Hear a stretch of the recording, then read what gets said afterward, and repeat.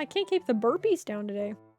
Anyway, hey, hi, hello, I'm Annexedcat, and I'm gonna be talking over a time lapse that I did for the Monkey King from Monkey Kid, or also known as Sun Wukong, and Macaque, as well as his shadow form and Bone Lady Bone version of Monkey King. Words. Anyway, I'm using Clip Studio Paint, and I'm using mostly vector layers just because they're really easy to manipulate. And you'll see here there's a lot of strobing going on with each line, which shows you that even though I'm using vector lines, I'm still redrawing the line about 1,000 times each. Boy, I have to talk through 10 minutes of this? How do you artists do this?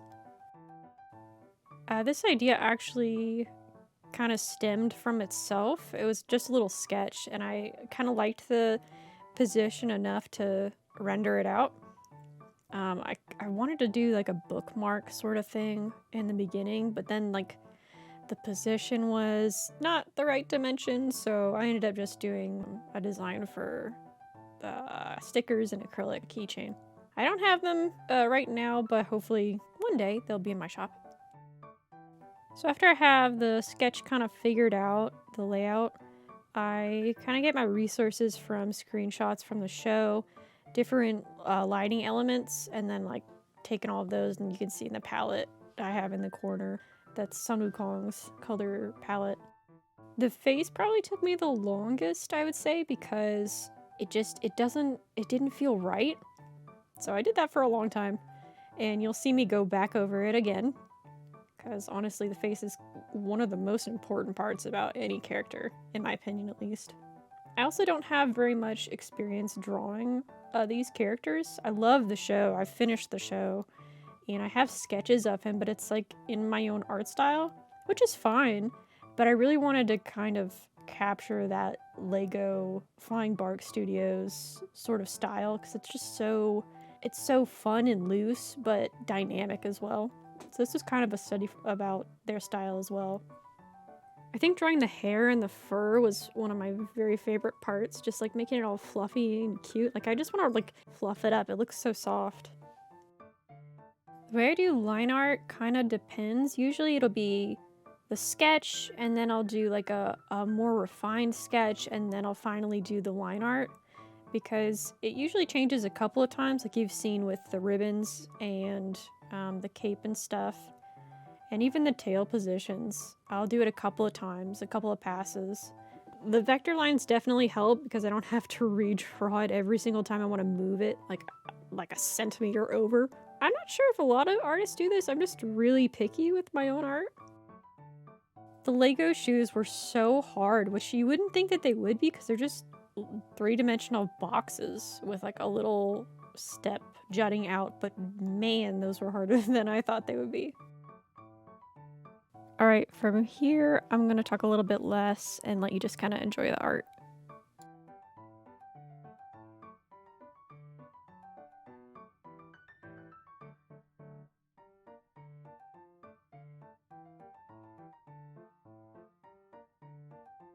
I had to go back and forth on the staff size because it changes so much in the show. Like canonically, it can just grow and shrink to like whatever size.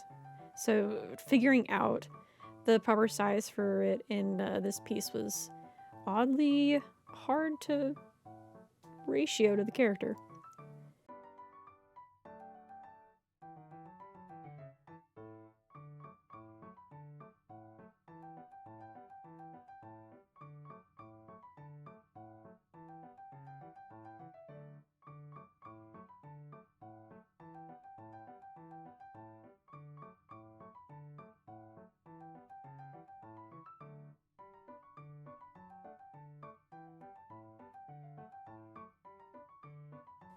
Alright, so here I've gotten through enough of Sun Wukong to go over and do Macaque. So you can see like I'm starting to do his armor and stuff, and now I'm going back through and doing a couple more passes on the face just because I wasn't too happy with it. At this point, I believe I had taken a couple days break. I do that with pretty much all of my art pieces. I'll never finish it in one sitting just because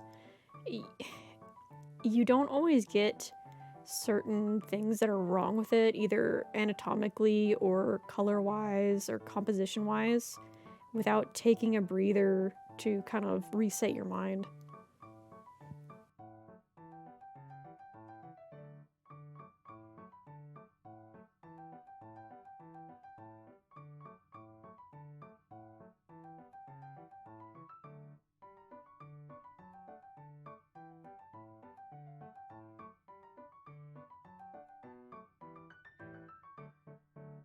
And now I'm gonna finish his staff. I did a couple different passes with more stylized round spikes.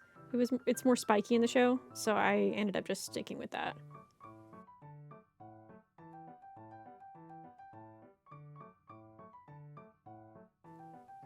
I think one of the downsides to doing Clip Studio Paint is that it doesn't capture the whole window, it just captures your canvas, so you can't see like what layers I'm working on or, you know, how many layers I have and stuff like that.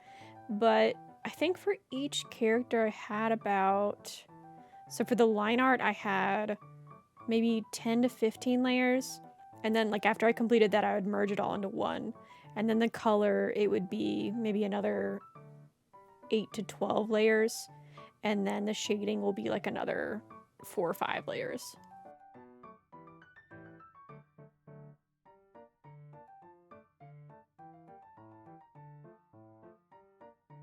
Then after I've blocked in the line art for Macaque, then I finish off the staffs on both of them and I'll start blocking in the colors.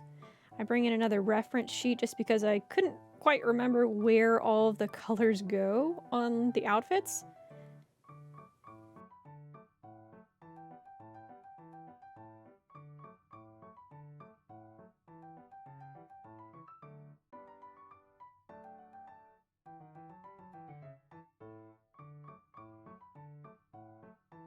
But yeah, so now I'm going in through shading.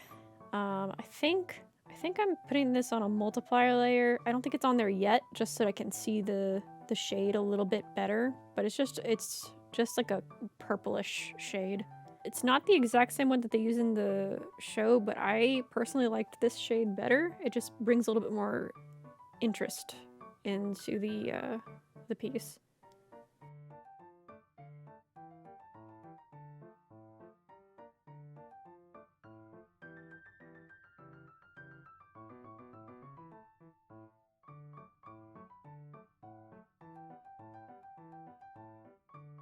Now you can see on Macaque I'm starting to do like a secondary light or even like a rim light because, again, just brings a little bit more interest and three-dimensional properties to the character.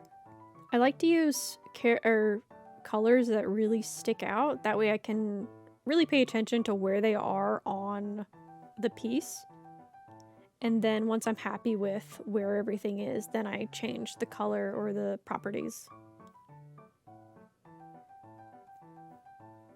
I have to really kind of hold myself back from rendering too much in the characters because I love rendering. It's one of my favorite parts about doing art, but it's such like a cartoonish, simplistic style because that's what you have to do with animation, that I really had to control myself. Also, if you're wondering what the green dots are that you see going along the line, that's a smoothing tool or a simplifying tool, or it could be even moving that vector line a little bit.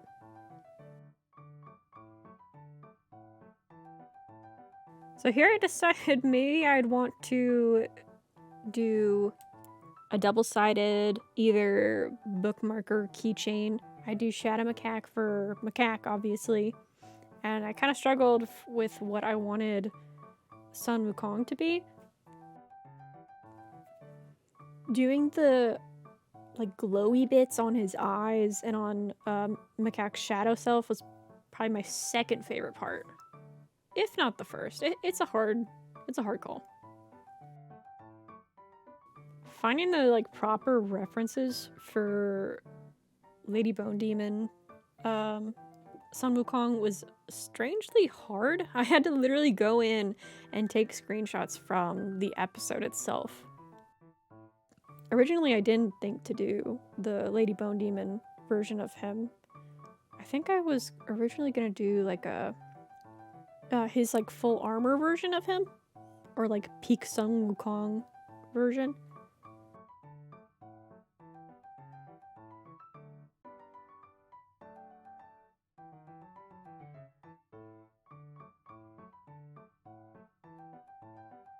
Yeah, and there's the finished pieces. Whoa! How'd you learn to do that?